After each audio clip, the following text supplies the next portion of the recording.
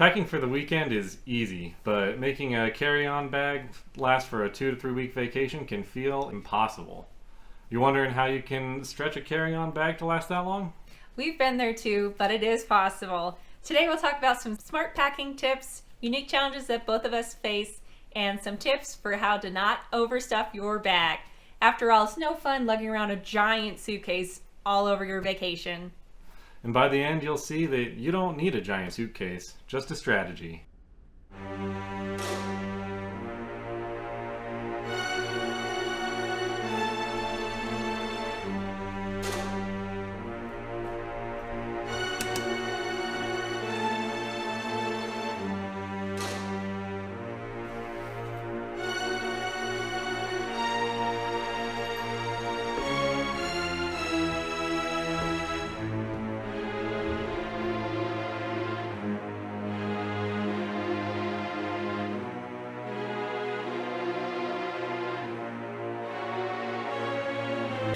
Wow, that was spooky. I don't want to have to take this monstrosity on our next vacation. Tell me about it. We've done that too many times before, and it's never worked out for the best. Rolling those big, bulky bags with the little flimsy wheels on across the cobblestone streets, they always end up getting pulverized, and then you're just having to carry it in the handle anyway. Or worse, buy another one. Not for me. Never again. So, talked about how we're planning on packing our items. What we're using, both of us, is a carry-on size backpack. We actually got these in Bari, Italy. The brand is Carpisa. I don't know if you can see that on there, but these are really nice. We found them while we were walking around. We were actually looking for an additional piece of luggage to take on our way back home, because we accumulated some stuff and we wanted to have room for all of our goodies that we had bought while we were taking our little quick trip to Italy. We've really liked these. They're pretty comparable to a lot of the American options. I think Osprey has an option. Copex. I'll add some links down below if I can't find this Italian company to link to give you some options. Why we got these particular bags, we just have two of the same in different colors, is that they open up like a suitcase. They even have the fancy strap with the clip, so it's much easier to get your stuff in, zip it all up. It has a crazy amount of pockets. There's 3 pockets on the outside, 2 interior pockets, a stretchy pocket on the side, hidden pocket, laptop sleeve, hidden pocket, cushion. Super awesome pocket. It has 1 pocket zipper on that pocket. Just really versatile. Hook across your chest. Have some other items hanging off of you. Lots of different options with this bag. Came with a cover that you can throw over it that is waterproof. So if you're out walking around and you get stuck in rain, going from your train station to your accommodations, which is what happened to us in Monopoly before we got these, that would have come in quite handy, because when we got there, some of our clothing was a little wet. Our first tip is that packing light is all about intention. Every item in your bag earns a place in your bag.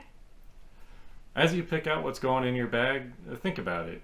Is this something that I really need? If it's maybe just in case item, chances are you won't actually use it. And laundry is your friend. Being able to wash your clothes on the go in the sink or a quick trip to the laundromat is really going to help you stretch your wardrobe for more than 1 week. And that's where packing light can start before you even start packing. Try to plan out your laundry days in advance and make sure that your hotel or your B&B for those days actually have laundry. The next tip is packing cubes. They are a total game changer. So for our last trip, when we went to Portugal and Spain, I bought a couple different kinds of packing cubes to try out for that trip. And using them there, I love them. Makes it much easier to pack all of your items, keep them organized, and they're really great at compressing your clothing down into a smaller space. So the little pack that we got had, I believe, 3 different sizes, like 3 large ones, 2 smaller ones, and I think a medium one here or there that I can't find right now. What I love about these is that they zip up open so you can pack your stuff in, and then there's a second zipper that you zip down and it compresses all of your items into a single packing cube.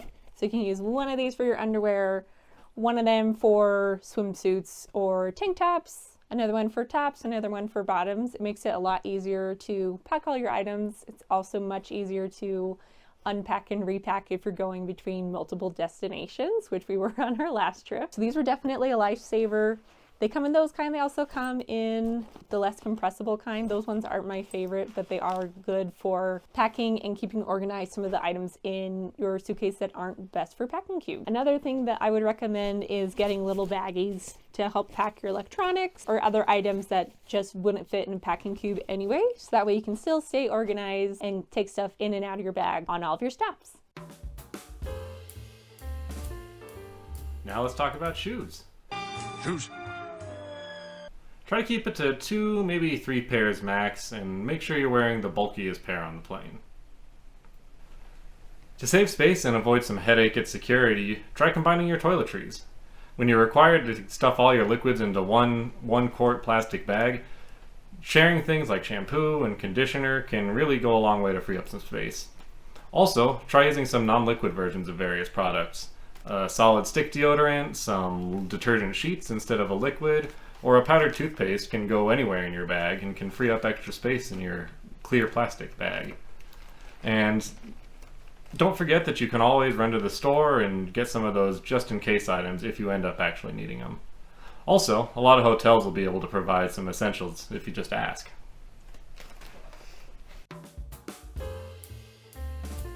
I didn't pack any toiletries in mine, no liquids or anything like that. All of that goes into Sarah's bag for both of us. I'm not picky about what product I use on my hair, shampoos, etc. So I'm more than happy to use the provided stuff by whatever place we're staying in. And if for whatever reason we're somewhere that doesn't have provided soaps, I'll just use whatever Sarah has. It's no big deal to me.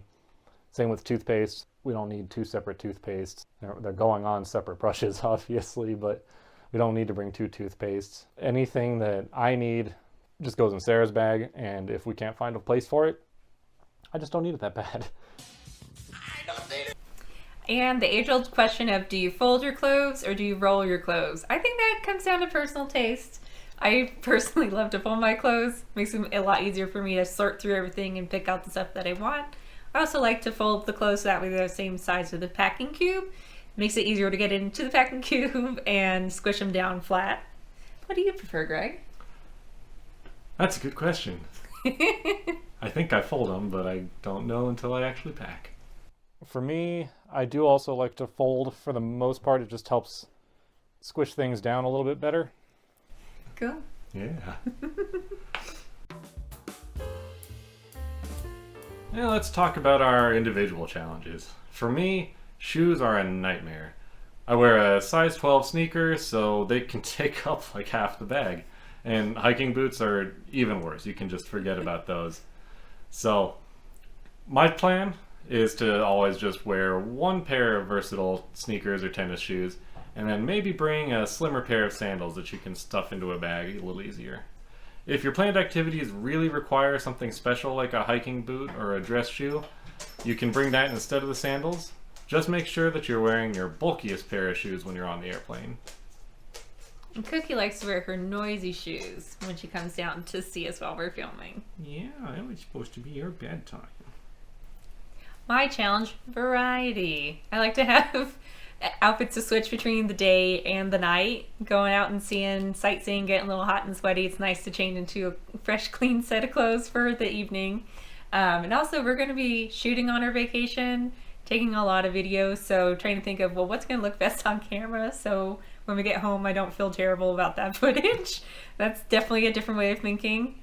So my trick that I've heard from other people is trying to stick to a single color palette, so that way you know everything that you pack is going to look good together and it's going to match, and it doesn't take too long to decide what to throw on, and you know you're going to make use of everything that you've packed. And don't forget about your personal item. I don't need much more than a book and a water bottle in mine, so that's all that extra space I can use for some extra bulky clothes.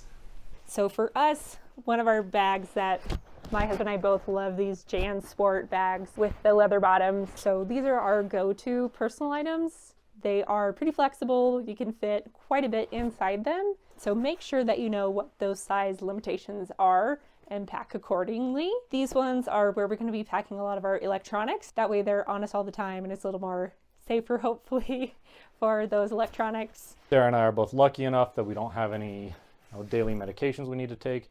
But if you are not so lucky, make sure that they're going in your personal item, just in case you happen to get separated from your bag. The personal item will go in the seat in front of you, so it's much less likely that somebody will grab the wrong bag out of the bin and walk off with your stuff.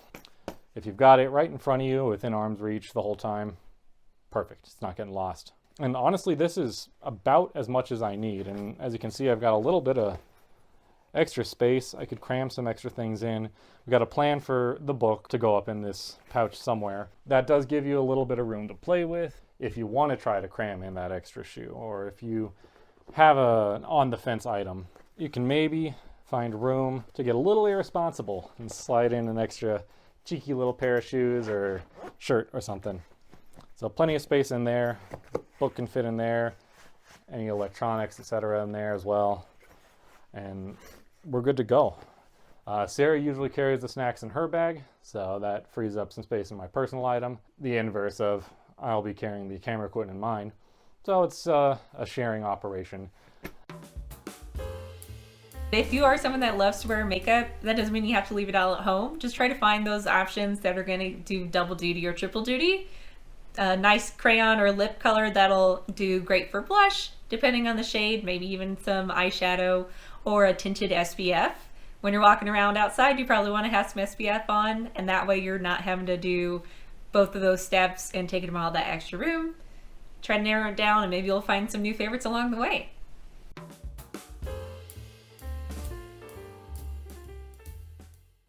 Check the weather before you pack, and then again before you leave. That way, if the forecasts change, you can pivot your packing plans.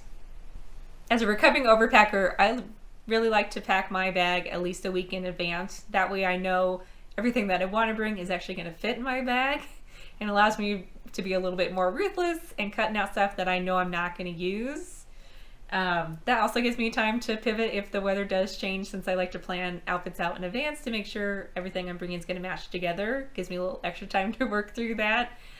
This year I'm going to be following a version of the 5-4-3-2-1 packing method.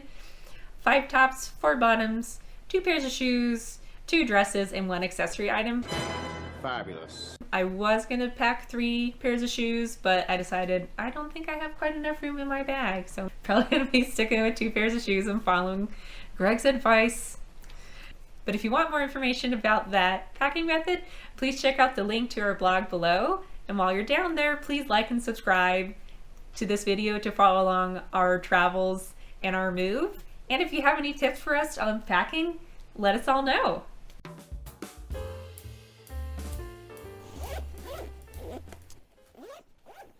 Pretty stuffed in there, so let's see if I can zip it up. Again, this is why I do this beforehand, so that way I can make sure everything fits.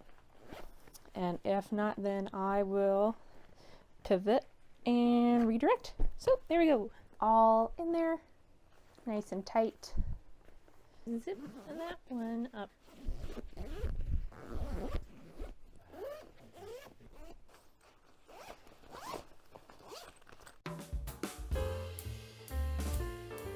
Extra items that you'll actually use include things like laundry sheets to do your laundry, electronics converters so you can charge your phone and any other electronics, as well as a tote bag for shopping and just general carrying stuff while you're out and about. Another non-negotiable is an umbrella. We've gotten caught out in the rain way too many times to count.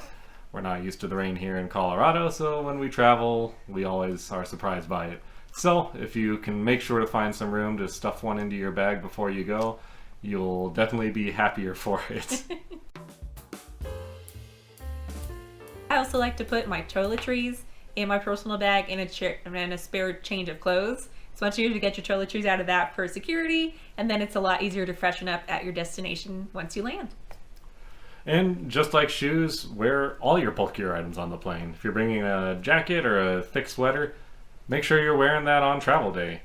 Not only is it keeping it out of your bag and freeing up some space, but the airports and airplanes can get pretty chilly, and it's nice to be prepared for that, especially if you get stuck with a long layover at Philadelphia.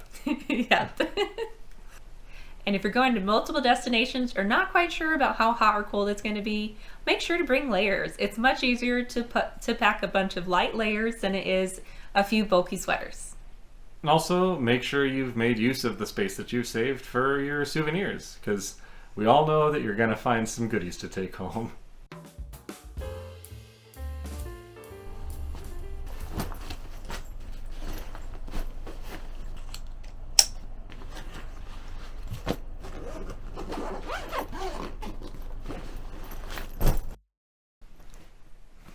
And just like that, you'll be able to pack 2 to 3 weeks of a vacation in one carry-on.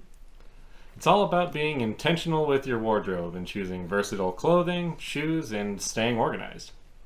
Whether you're struggling to fit your size 12 shoes in your bag, wanting to bring a dozen cute outfits, or wanting to put together your entire vacation, the strategy is the same. Be creative and be ruthless and keep it simple.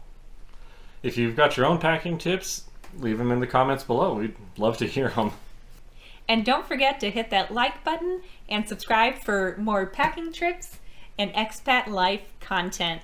Thank you for watching and happy packing. Go to bed? Is it time for bed? Yeah. Let me go to bed.